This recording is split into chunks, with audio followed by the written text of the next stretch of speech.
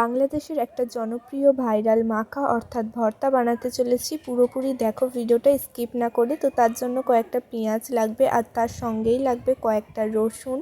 Hello everyone, welcome back to my channel. কেমন আছো তোমরা সবাই? আশা করি ভালো আছো। আমি অনেকটা ভালো আছি। তোমরা যদি আমার এই চ্যানেলটিতে নতুন হয়ে থাকো, অবশ্যই চ্যানেলটিকে সাবস্ক্রাইব করে দাও, সঙ্গে পাশে থাকা বেল আইকনটি অবশ্যই বাজিয়ে দাও, যাতে আমার সমস্ত ভিডিও ছাড়ার সঙ্গে সঙ্গে তোমাদের ফোনে নোটিফিকেশন চলে যায় এবং আমার একটাও ভিডিও দেখতে মিস না হয়ে যায়। আমি এখানে 3টে পেঁয়াজ নিয়েছি আর কয়েকটা রসুন নিয়েছি। তোমরা যতটা বানাতে চাও সেই কটাই পেঁয়াজ নেবে, কারণ আজকে পুরোপুরি রেসিপিটা পেঁয়াজের ওপরেই হতে চলেছে। তো সেগুলোকেই আমি একটা কড়াইয়ের মধ্যে বসিয়ে দিয়েছি।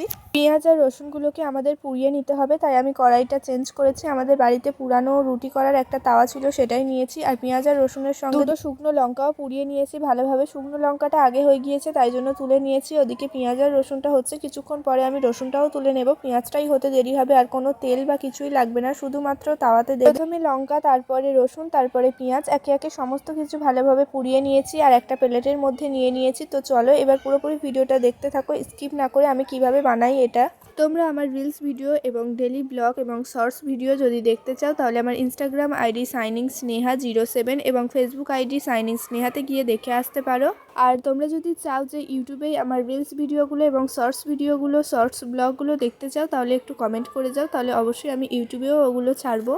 জিরে আর মরিচের গুঁড়ো, সঙ্গে একটু লবণ দিয়ে লঙ্কাটাকে খুব ভালোভাবে এইভাবে ময়ে নিতে হবে। সঙ্গে দিয়েছি অল্প পরিমাণে একটু সর্ষের তেল। মশলাগুলোর সঙ্গে লঙ্কাটাকে খুব ভালোভাবে ময়ে নেওয়ার পরে আমি পুড়িয়ে রাখা পেঁয়াজগুলোকে লঙ্কা আর মশলার সঙ্গে খুবই ভালোভাবে মেখে নিচ্ছিলাম। আশা করি এতক্ষণে বুঝতে পেরে গিয়েছো আজকে আমি কি বানিয়েছি। আজকে আমি বানিয়েছি পেঁয়াজের একটা ভর্তা। তো এই ভর্তাটা আমি শুনেছি বাংলাদেশে অনেকটাই জনপ্রিয়। তো তোমরা কি এই ভর্তাটা আগে কোনোদিন খেয়েছো বা এই ভর্তাটা দেখেছো বা শুনেছো? অবশ্যই কমেন্টে জানিয়ে যেও।